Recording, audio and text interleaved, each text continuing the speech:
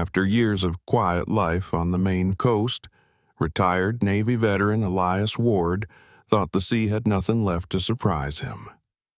Then, one morning, his loyal German shepherd, Harbor, started barking at something half buried in the sand, a steel container washed ashore after the storm. When Elias pried it open, he didn't find cargo. He found a dry room, children's drawings, and a recorder whispering a plea for help from someone lost at sea. That message would pull him back into the waters he thought he'd left forever, toward a ship with no flag, no name, and a truth the world was never meant to see. Please support us by subscribing to the channel, sharing this story, and keeping faith that even the darkest seas can still return a miracle. Early autumn settled quietly over the coast of Maine. The wind carried the scent of wet salt and rotting kelp, and the sea wore its usual gray armor of mist. Every morning, Elias Ward and his German shepherd, Harbor, walked the narrow path that cut through the dunes and led down to the shore. It was less a habit than a ritual, a soldier's kind of faith, carved into routine after years of chaos. Elias was 45 but looked older when the wind caught the lines around his eyes. His skin was tanned, coarse like salt-worn leather.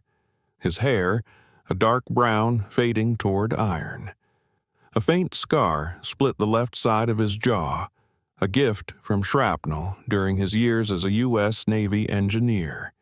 He had the look of a man who'd stopped expecting too much from the world, yet hadn't forgotten how to observe it carefully. His jacket, a rugged Carhartt work coat in warm tan-brown canvas, slightly faded with age, carried the smell of oil and sea. Harbor trotted a few steps ahead, a large sable-coated German shepherd of 7 years. His ears stood like radar dishes, his movements precise and calm. The dog had once belonged to a Navy K-9 unit before being retired after an injury to his hind leg. Despite that, he walked with quiet authority, every step measured, as if still on patrol. That morning, the horizon was a line of pewter. The tide was low, and the exposed rocks glistened like black bones. Elias had been watching the sea since dawn, noticing how the fog moved, not with the wind, but against it. Something in that contradiction made him uneasy. Harbor must have felt it too, because the dog stopped abruptly, tail stiff, eyes fixed on the far curve of the beach. "What is it, boy?" Elias asked, though he already felt the shift in the air, that strange metallic tension before something is revealed. Then Harbor barked once, sharp and urgent. Elias followed the dog's gaze. A dark shape lay half buried in the wet sand, massive and rectangular, as if the sea had spat it out during the night. As they drew closer, the shape resolved into a shipping container, its steel walls mottled with salt and rust. It was tilted awkwardly, one end swallowed by sand, the other jutting upward toward the fog. The first thing Elias noticed was the color. Not the dull red of ordinary cargo units, but a gunmetal gray that gleamed faintly, unnaturally clean. Along one side, strange markings ran vertically in faded black paint. They weren't English, not any language he recognized. He circled the container slowly. The locking rods were intact, though the seal was corroded. A thin hum vibrated beneath his fingers when he touched the steel, subtle, almost like the low resonance of a distant generator. He stepped back, uneasy. "Harbor, stay." The dog obeyed, lowering himself onto the sand but keeping his eyes fixed on the container, ears twitching. Elias reached into his jacket pocket and pulled out his old Navy-issue compass, the one he had carried through storms in the Persian Gulf. The needle trembled violently. He frowned. "That's not right." The hum deepened for a second, then vanished. A gull screamed overhead, and Elias exhaled. "All right," he muttered, more to himself than to the dog. "Let's not get dramatic." He took a few photographs with his phone, noting the coordinates, then radioed the harbor patrol.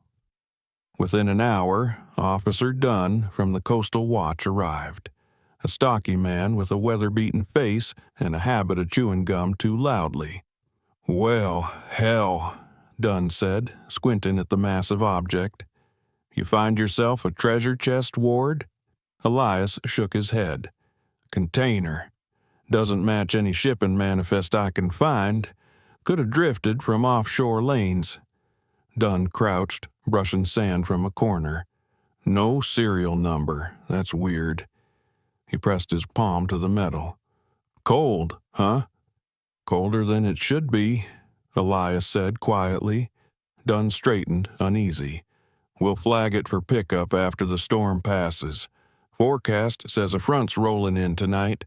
Strong winds. Don't get too close until the Coast Guard clears it." Elias nodded. "Understood." When Dunn left, Elias lingered. The fog had thickened, swallowing the horizon. The hum had not returned, but the silence around it was different, heavier. He looked down at Harbor, whose gaze never wavered. "Come on," Elias said softly. "Let's head back before the rain." By the time they reached the cottage, the wind had begun to climb. He lit the old kerosene lamp and sat by the window, staring at the sea now barely visible beyond the dunes. The rhythmic crash of waves usually soothed him, but tonight it carried a different cadence, one that reminded him of knocking. That sound stayed long after he went to bed. Through the rising wind it seemed to echo faintly, a dull, hollow tapping like steel under pressure. Once, twice, then silence. Harbor lifted his head, ears pricked. Elias whispered into the dark, "There's no one there, boy. Just the tide." But the dog kept staring at the window. Outside, the fog pressed close against the glass, pale and endless. And somewhere beyond it, the sea whispered back. Morning came in a dull pewter wash, that kind of light that turns the sea into hammered metal and makes the dunes look older than they are. Wind worried the grass as Elias Ward and Harbor crossed the narrow path toward the beach. The container still lay where the sea had abandoned it, half buried, tilted, gunmetal sides beaded with dew. Elias felt again that strange unease from the night before, those faint knocks that might have been the wind or not. Harbor moved ahead, sniffing, ears twitching as if listening to something beneath the sound of waves. He stopped at the container's recessed door and sat, eyes fixed. "I hear you," Elias murmured, running a gloved hand along the steel. It was colder than the air again, as though it had slept in ice. He took out his compass. The needle jittered. East, then north, then steadied reluctantly. A rumble of tires approached through the fog. Officer Dunn stepped from his truck, bundled in a faded blue parka, jaw moving on gum like it was a job. "Front's speeding up," Dunn said, grabbing his tool case. "Small craft warning by noon, full gale by night. Command says tag it, photo it, and if it hisses, we run." He glanced sideways at Elias. "You didn't come back here alone last night, did you?" "I came back with a dog who thinks this thing breathes." Dunn gave a low whistle. "Great. Haunted cargo. Let's take a look." He crouched by the lower seam, flashlight cutting through the mist. No barnacles, no corrosion. Seal's too clean. He frowned. This wasn't lost. It was placed.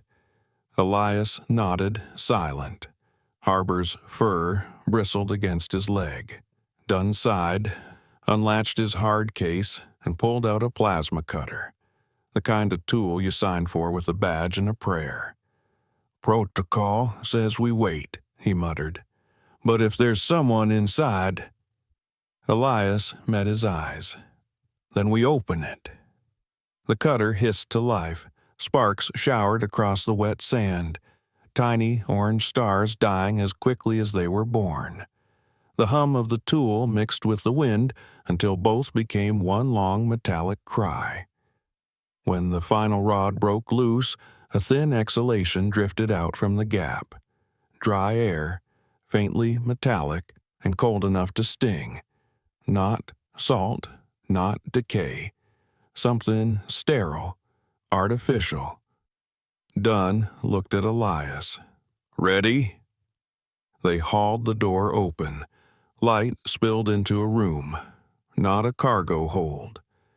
Inside was a small, perfectly dry living space, a cot bolted to the wall, a folded blanket, a metal table, and 2 chairs facing each other like strangers forced to speak. Plastic bins lined the wall, each marked in block letters. Rice, beans, water, med, all sealed. The floor was carpeted, beige and immaculate. Taped to the wall were children's drawings. A blue house, a yellow sun, 4 smiling stick figures. Elias stepped inside. The air felt colder.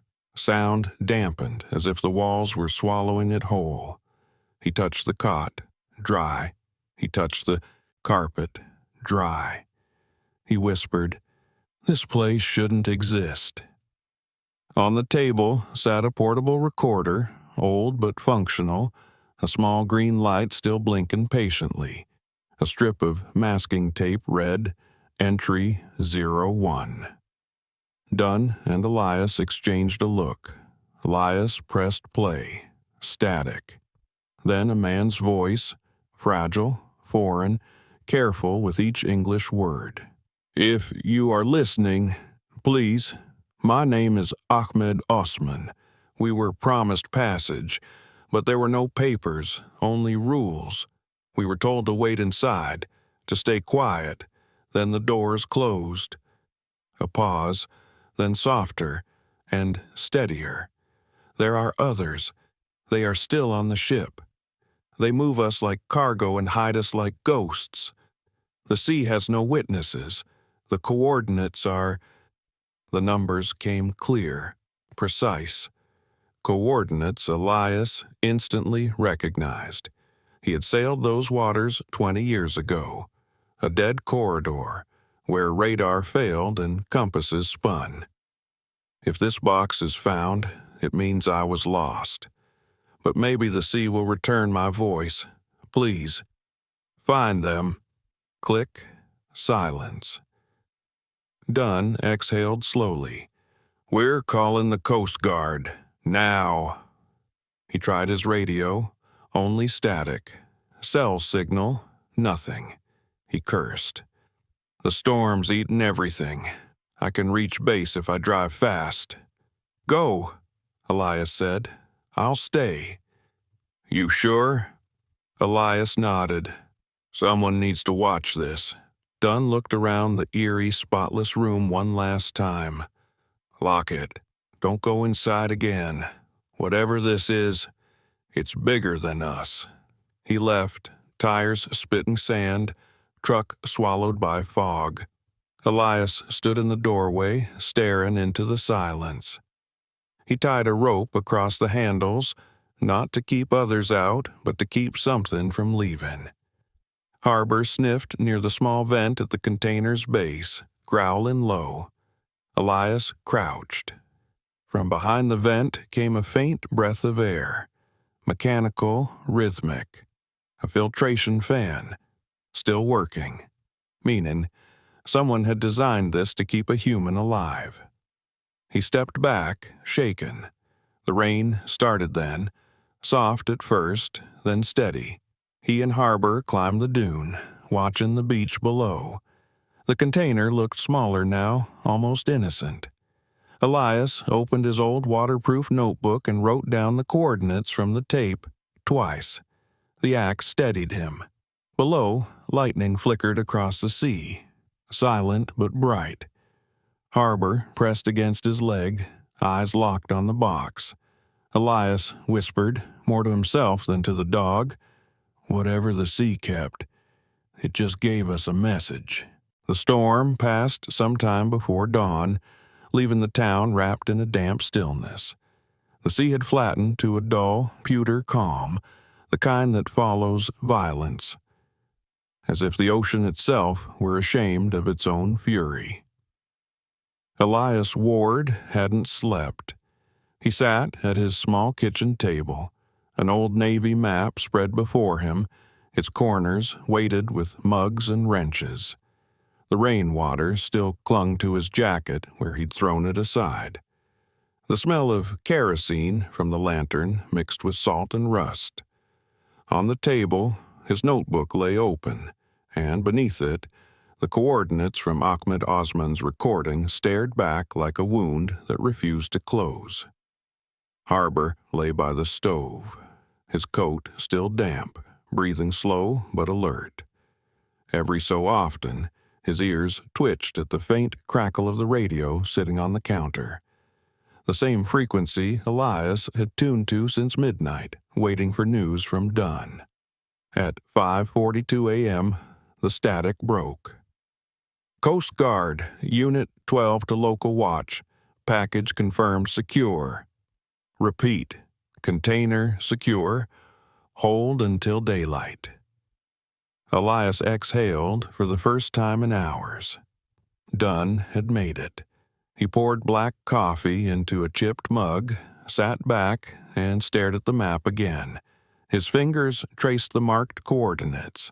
He knew that patch of ocean too well, a place nicknamed the Silence Corridor by sailors decades ago.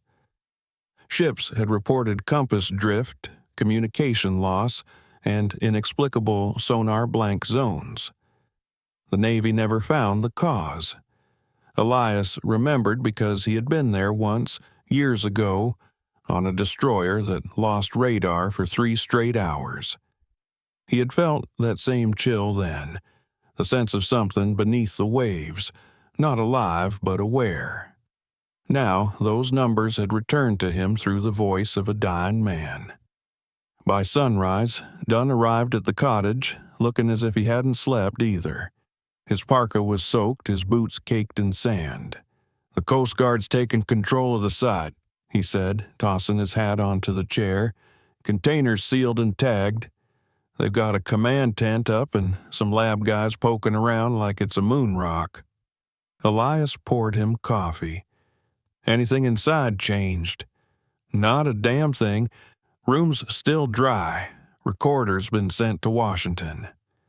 Dunn took a sip, grimaced at the bitterness, then added, "And your name's already in the report, by the way, as the discoverer."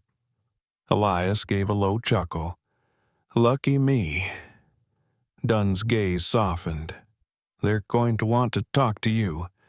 The voice on that tape, command's saying it might tie to a string of missing persons cases from shipping routes in the Indian Ocean. Migrants, refugees, forced labor. Hell, who knows?" He paused, rubbing the bridge of his nose. "But Ward, there's more. Those coordinates, they don't match any active route. It's empty sea. Has been for years." Elias met his eyes. Not empty. Not if Osman was telling the truth. Later that morning, the Coast Guard investigation team arrived. Theirs lead officer, Commander Ruth Hale, was a tall woman in her early 50s, with weather-bitten skin and sharp gray eyes that missed nothing. She carried herself like someone who'd spent more nights on deck than on land. She stepped into Elias's workshop, glancing at the map pinned to the wall. "You served with the Navy, correct? Engineering Division?" "Yes, ma'am. USS Franklin, Persian Gulf Tour, 04 out of 10. Retired after that. She nodded. Then you'll understand why I'm showing you this. From her satchel, she pulled a printout of satellite imaging. A faint outline of a large vessel adrift near the very coordinates from Osmond's message. Elias leaned forward. That's the corridor. We caught this image 2 nights ago, Hale continued. No identification, no signal, no registration. We tried to hail it, no response. Then it vanished from radar. Elias frowned. Vanished? Signal disruption. Could be the storm, could be intentional, but your container, your coordinates, they line up too perfectly to ignore.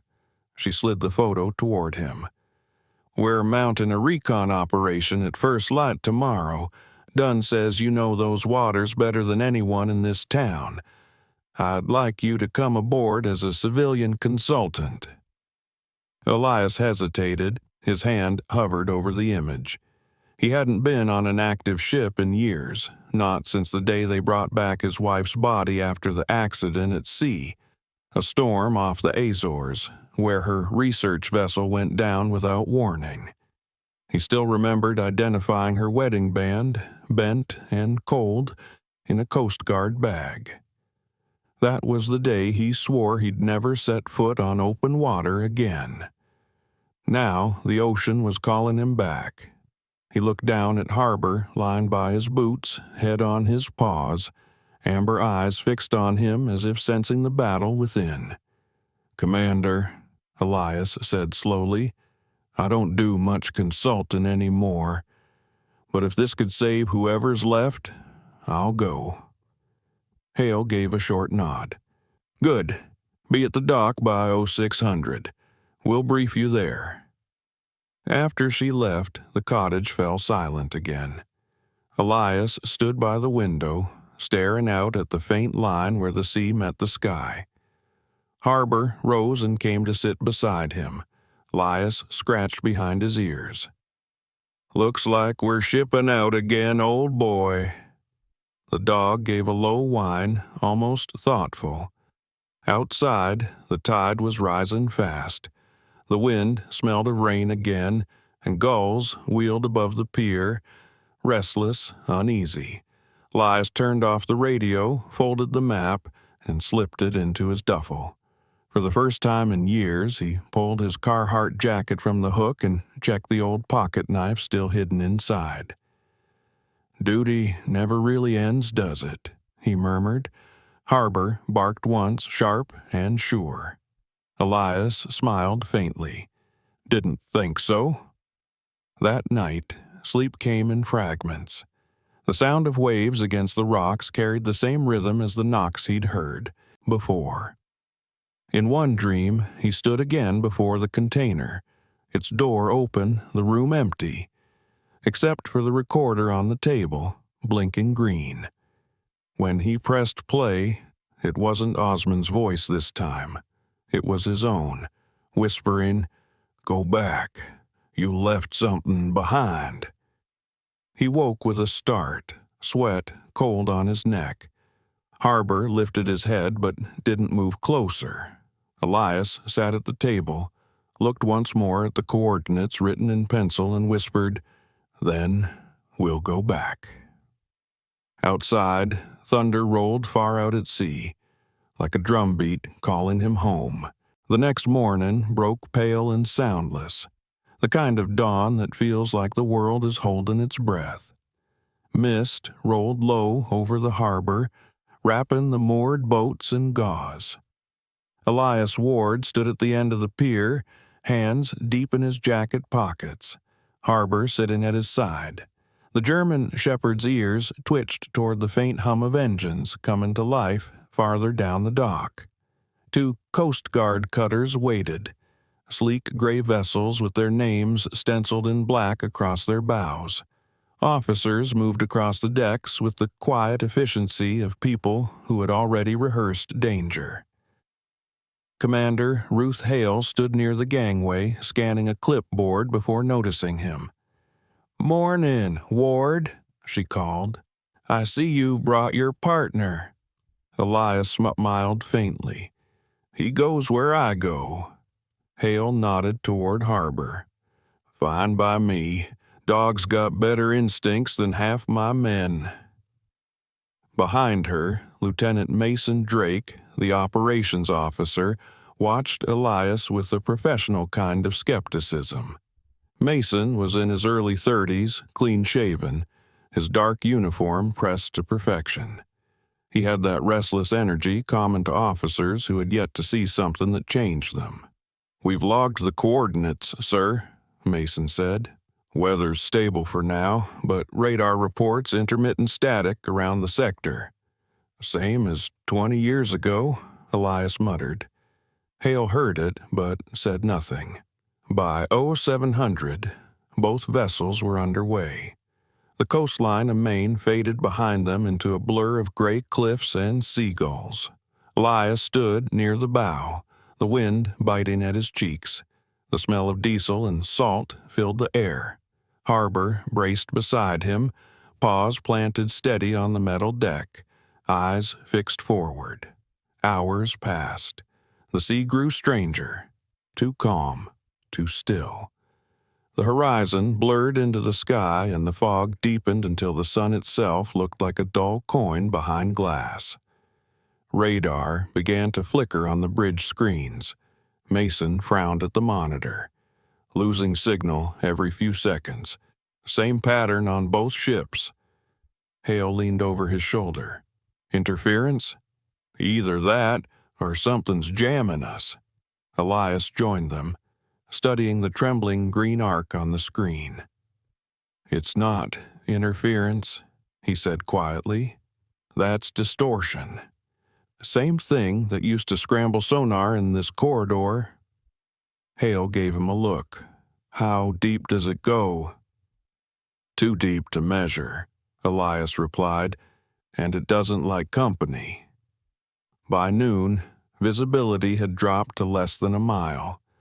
The fog turned heavy, pressing down like a ceiling. The ocean seemed to hum beneath them, a deep, almost inaudible vibration that resonated through the hull. Harbor growled low in his throat. Then the lookout shouted from the deck above. "Contact! Bearing 085, distance 800 meters." Elias snatched the binoculars from the rack and followed the direction of the shout. Out of the fog emerged the shape of a massive cargo ship, its hull black and streaked with rust. It drifted without sound, engines dead, no signal lights, no flag. The name across the bow had been crudely painted over in gray, leaving only shadows of letters beneath. Its towering cranes rose like skeletal arms frozen mid-motion. "Jesus," Mason whispered. "No AIS signal, no transponder. It's a ghost." Hale's voice was calm but hard. "Cutters to half speed. Prepare to hail." The ship loomed larger as they drew near. Every surface looked wrong. Too clean in some places, too scarred in others. Elias counted rows of containers stacked high along the deck, each marked with strange black symbols, nothing he recognized from any shipping registry. "Harbor base to unidentified vessel," Hale said into the loudspeaker. "You are entering U.S. territorial waters. Identify yourself and prepare for inspection." Silence. She tried again, louder. "This is Commander Hale, U.S. Coast Guard. You are required to respond." Still nothing. Then Elias noticed it, a faint ripple at the stern, a disturbance in the water. "Something's moving," he said. He adjusted the binoculars. "Small craft, 2 of them." From behind the cargo ship's hull, 2 black inflatable boats shot into view, fast and silent, their engines muffled. No flags, no lights, no markings. Each carried 2 men in dark waterproof gear, faces hidden behind masks. "Evasive action," Hale barked. The cutters roared to life, their engines churning up white foam. The smaller boats veered toward them, slicing through the waves like knives. Mason cursed under his breath. "Who the hell are they?" "Not fishermen," Elias said grimly. "Hold your course, but don't engage." The fog closed around them, cutting off visibility. The smaller boats disappeared, then reappeared to starboard. Harbor stood rigid, barking once, short and sharp, not fear, but warning. "They're testing us," Elias said, "trying to drive us off." The cutters swung in a wide arc, engines rumbling deep. "We're not equipped for combat," Mason said, gripping the railing. "If they fire—" "They won't," Elias interrupted. "Not yet. They're protecting something." As if to prove him right, the two small boats peeled away, circling the ghost ship once before vanishing into the fog.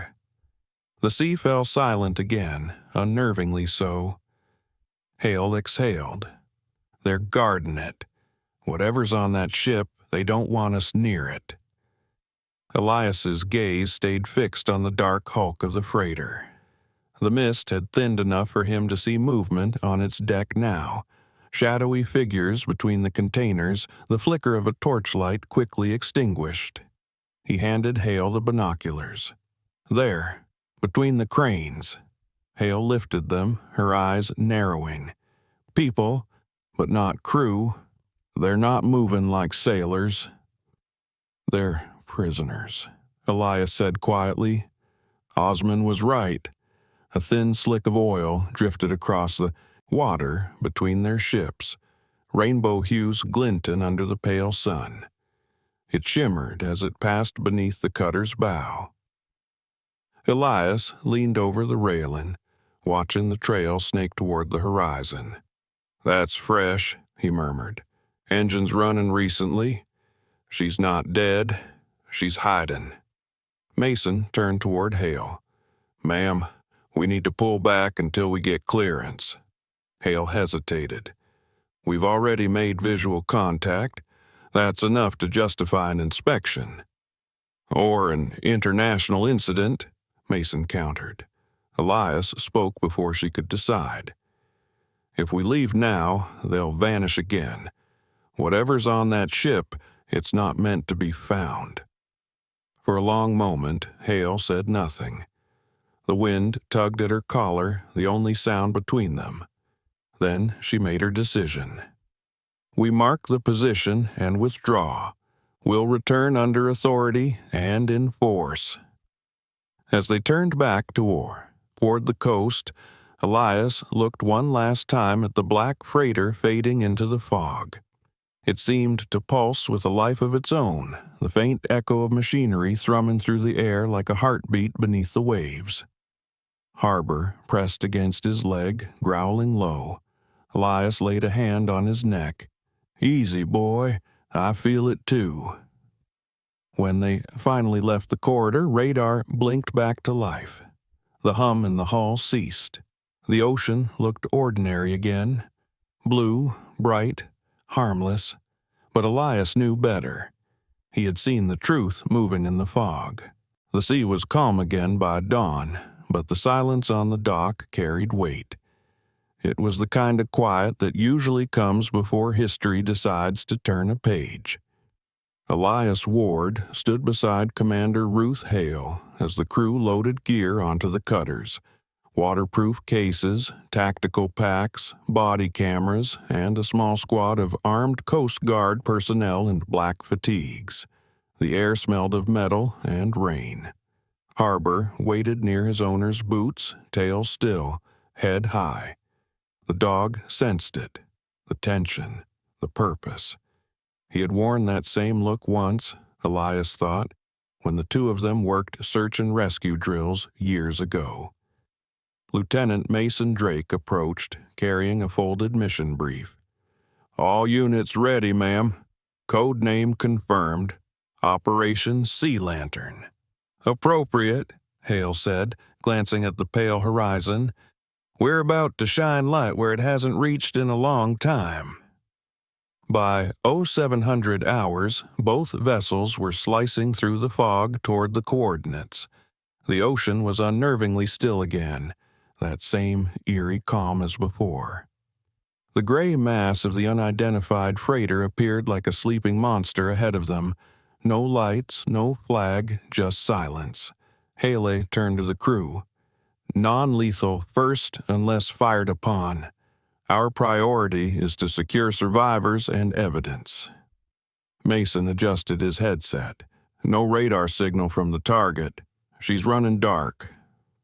Elias stood at the starboard side, binoculars up. Engines are running low, he murmured. She's trying to look dead. Then let's wake her up, Hale said, her tone clipped but steady. As the cutters closed in, loudspeakers cracked to life.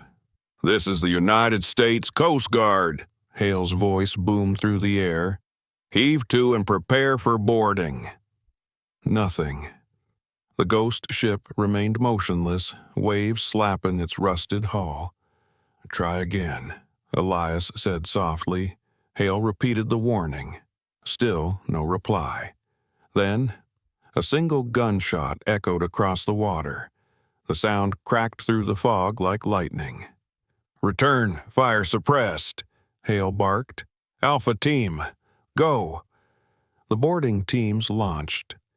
2 inflatable boats surged toward the cargo ship's port side. The grappling lines caught, hooks clanging against the metal. Men and women in tactical suits climbed swiftly, weapons at the ready.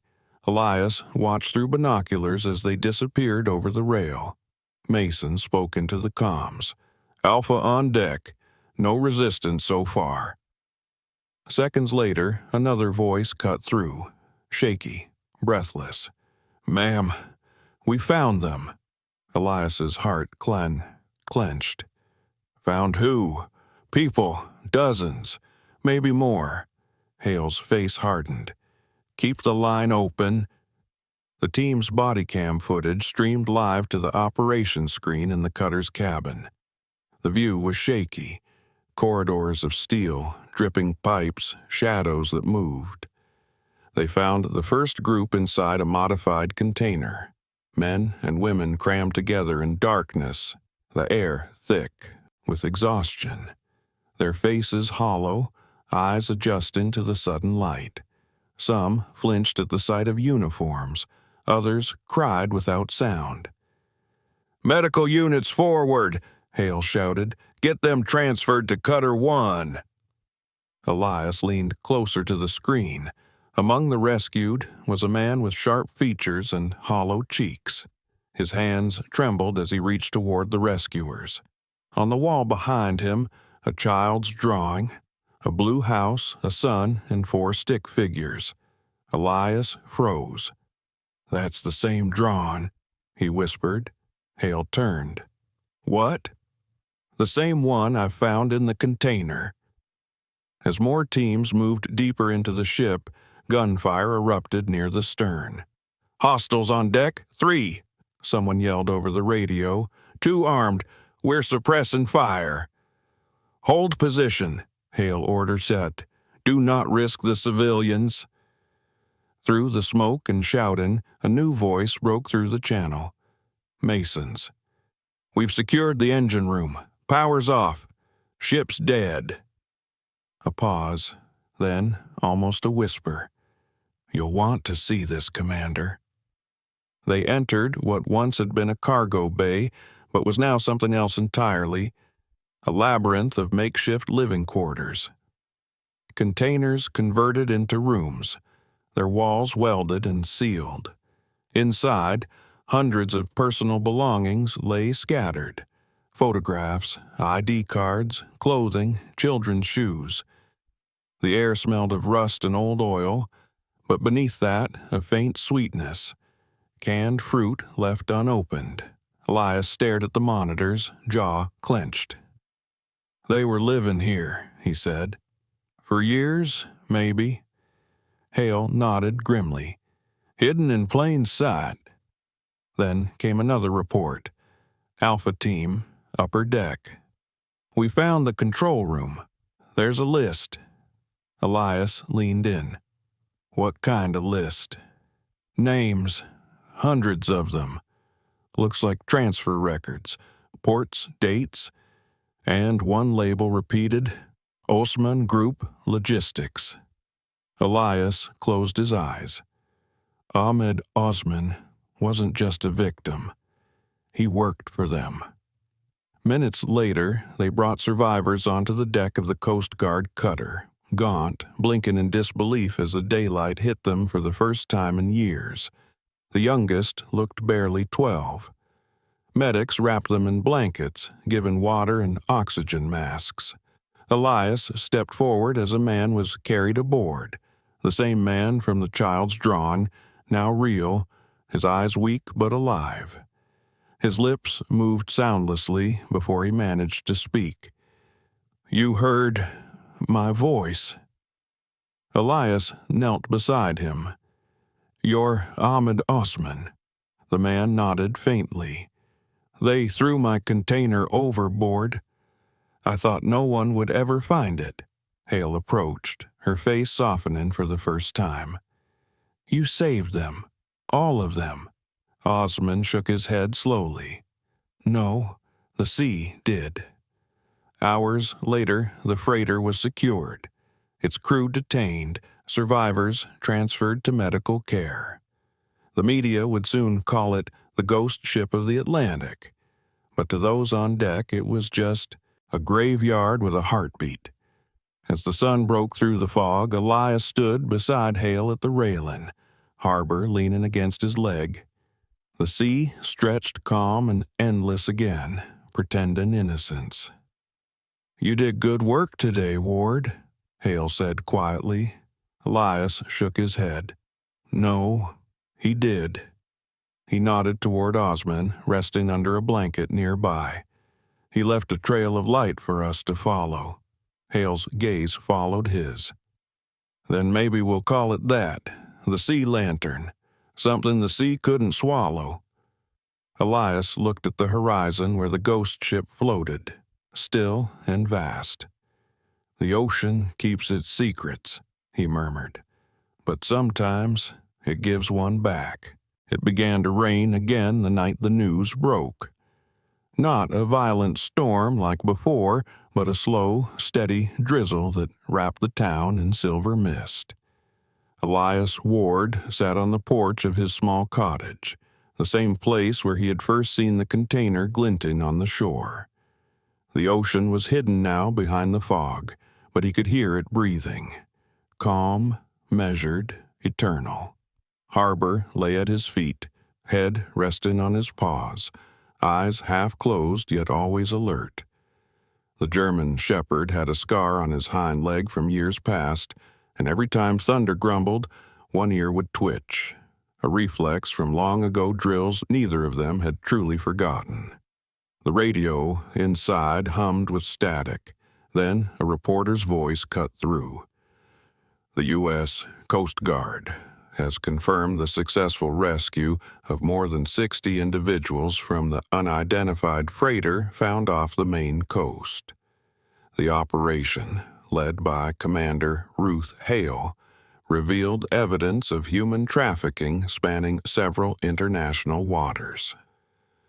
Sources confirm the investigation was initiated after a local veteran discovered a sealed container washed ashore." Elias turned the radio off before they could say his name again. The following morning, the town was no longer quiet. Journalists and photographers crowded the dock, their vans parked in a line that stretched toward the old lighthouse. Locals gathered too, whispering his name as he passed. Some saluted him out of habit, others out of respect. He nodded politely, but each gesture felt heavier than it should. At the end of the pier, Commander Hale was giving statements to the press.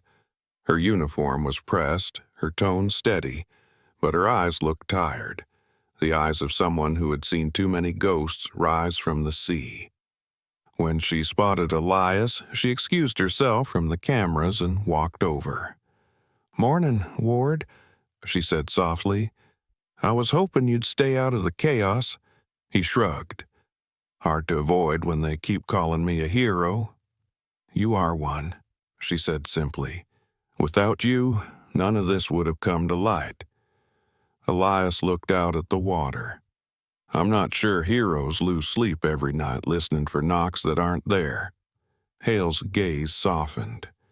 "You did what sailors do. You listened. That's rare enough these days." She hesitated, then added, "Osmond's stable. Doctors say he'll make it. He asked to see you when you're ready." That afternoon, Elias drove to the temporary Coast Guard facility set up near the harbor. Inside the white medical tent, the air smelled of antiseptic and salt. Rows of cots lined the floor. Survivors rested under blankets, their faces pale but alive. Ahmed Osman lay near the far end, an IV in his arm, eyes closed. His beard was thin, his skin drawn tight, but when Elias approached, the man's lips curved into a faint smile. "You came," Osman whispered. Elias pulled a chair beside him. "You sent a message. Someone had to answer." Osman's fingers trembled as he reached into his blanket.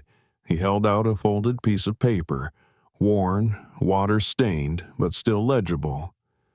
"These were my children's names," he said. "They were on that ship. I didn't think anyone would ever know." Elias took the paper carefully, as if it might crumble. "They'll be remembered now." Osman nodded, tears glinting in the corners of his tired eyes. "Sometimes when the sea takes too much, it gives something back. You believe that?" Elias smiled faintly. "I didn't. Not until now."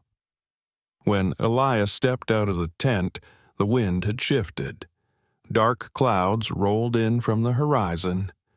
A true storm this time, the kind that shakes windows and bends trees. Hale was on the dock, directing crews to secure the vessels. She saw him approach. "Looks like we're in for another blow," she said.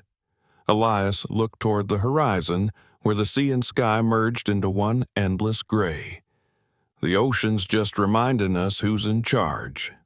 "Maybe," she replied. "But it's also reminding us why we keep coming back." Harbor barked once, short and crisp, tail wagging slightly. Hale crouched and rubbed his fur. "You got a good partner, Ward." "The best," Elias said. The first drops began to fall, heavy and cold. Hale straightened. "You heading home?" "Yeah, I think I've had enough water for a lifetime." She smiled. "Don't count on it. Men like you always end up listening for the tide again." That night, the storm came in full. Wind lashed the cottage. Waves pounded the rocks below. Elias sat by the window, lamp flickering, watching lightning trace veins across the sky. Every thunderclap shook the walls, but Harbor didn't flinch. The dog lay close, steady, his presence an anchor. Elias's gaze drifted to the shelf above the fireplace. There, in a small frame, was a photograph of his wife, hair windblown, eyes bright with laughter. She had loved storms, used to stand on this very porch and let the rain soak her face. "The sea doesn't mean to hurt us," she once said. "It just doesn't know its own strength." He whispered her words now, quietly, as if she were listening. Outside, the storm raged, but inside there was only the sound of rain and breath, one human, one canine, keeping time with the heartbeat of the sea. When dawn finally came, the world smelled new. The clouds thinned, revealing streaks of pale blue. Elias stepped outside, boots sinking slightly into the wet sand. The tide had retreated, leaving smooth ripples across the shore. Near the waterline, he noticed a piece of driftwood washed up overnight. It was long and clean, the perfect size for a small marker. He carried it to the spot where the container had once rested and drove it into the sand. With his pocket knife, he carved simple words, "Don't turn away when the sea whispers."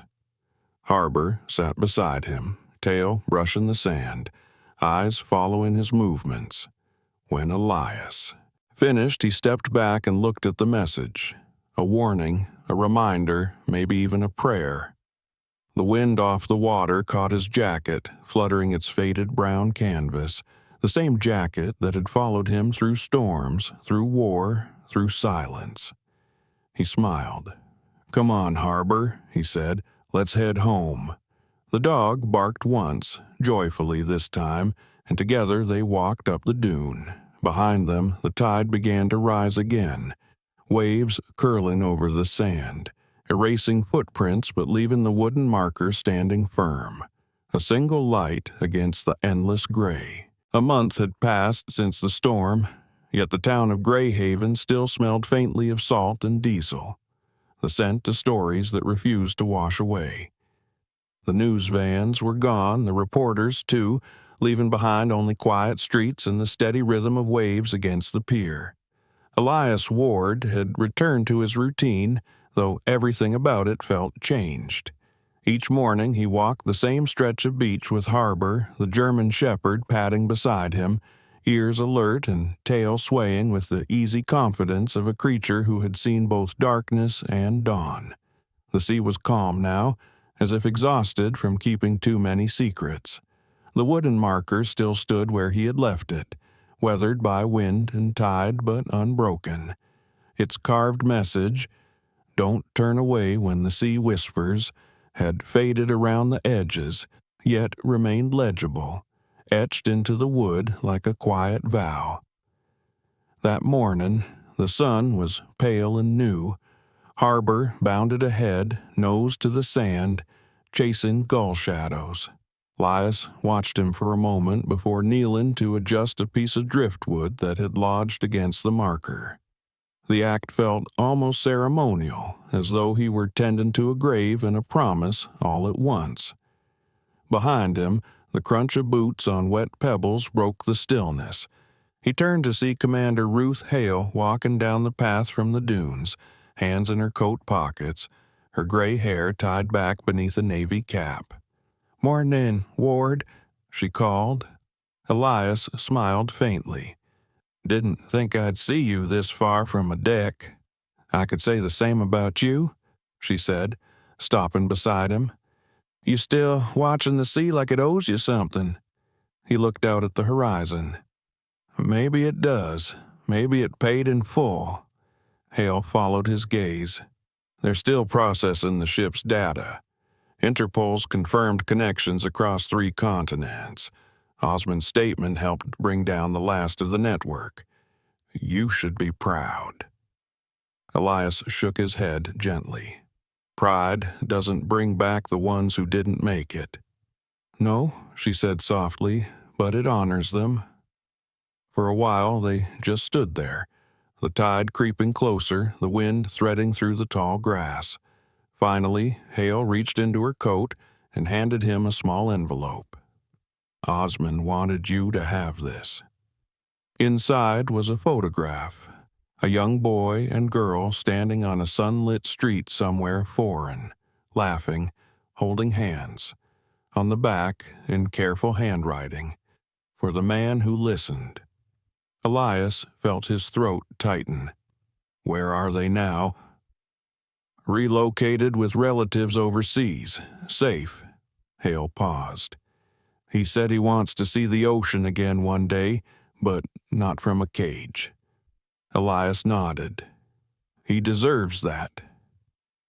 As Hale left, Harbor returned with a piece of seaweed trailing from his mouth, tail wagging proudly. Elias knelt, took it from him, and tossed it into the surf. "Some things don't change, huh?" The dog tilted his head, then barked once as if in agreement. The sky shifted to blue as the sun climbed higher. Fishing boats were already heading out, their engines coughing softly as they cut across the bay. A few locals waved from the pier.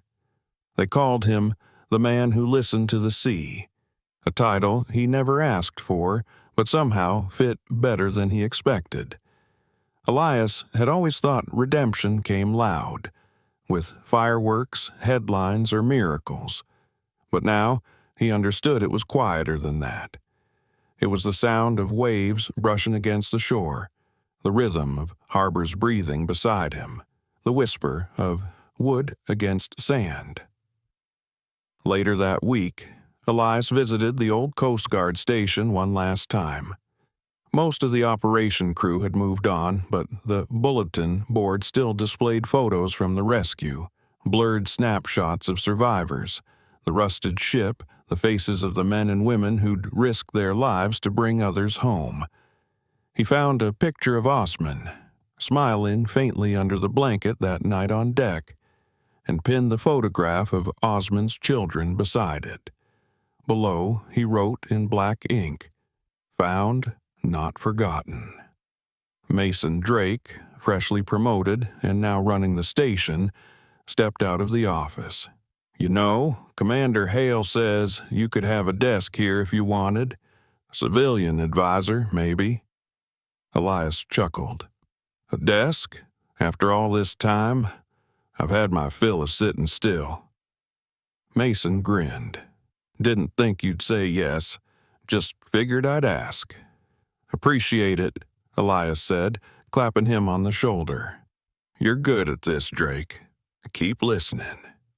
The younger man nodded, a little humbled. "I will." That evening, the sunset burned gold over the horizon, and Elias sat once again on the porch with Harbor beside him. A gentle wind stirred the seagrass, and far off he could hear the faint chime of a buoy. He thought of the years spent in silence after his wife's death, of the storm that had nearly swallowed him whole. It wasn't the sea that had changed. It was him. The ocean had always been the same, vast, unforgiving, but honest. It never promised safety, only truth. Elias took a deep breath, the salt air filling his lungs. "You know, boy," he said, scratching behind Harbor's ear, "I think she'd have liked to see this. The sky like fire, the world at peace for once." Harbor pressed closer, his head against Elias's knee, eyes half closed. The veteran smiled. "Yeah, I think so too." When night fell, the tide rose again. The wooden marker down by the beach caught the moonlight, its message glowing faintly in the dark. Around it, the sea whispered, not the voice of something lost, but something alive. Somewhere out there, beyond the horizon, another ship carried another story. The ocean would keep its mysteries, as it always had. But here, in this small corner of Maine, a man and his dog had found their peace. And for the first time in a long time, the sea no longer sounded like a call to duty. It sounded like home. And maybe that's what this whole story was really about. Not the ocean, or the storm, or even the mystery hidden in that drifting container, but the quiet, invisible hand of God working through ordinary people at the right moment. Elias didn't find that message by accident. He found it because he listened, because sometimes faith speaks in whispers, and miracles arrive looking like rusted metal washed up on a lonely shore. The sea keeps many things: sorrow, loss, and silence. But when we open our hearts, it also gives back hope, redemption, and second chances. Maybe that's God's way of reminding us that no one is ever too lost to be found. So tonight, if you're watching this story, take a moment to listen to the world around you, to the people who need your kindness, and maybe to the still small voice within. If this story touched your heart, please share it with someone who might need to believe in small miracles again. Leave a comment, tell us where you're listening from, and don't forget to subscribe. so you can walk with us through more stories about love, faith, and the quiet grace of animals and people who save each other. May God bless you, and may He keep you safe, wherever your sea may lead you.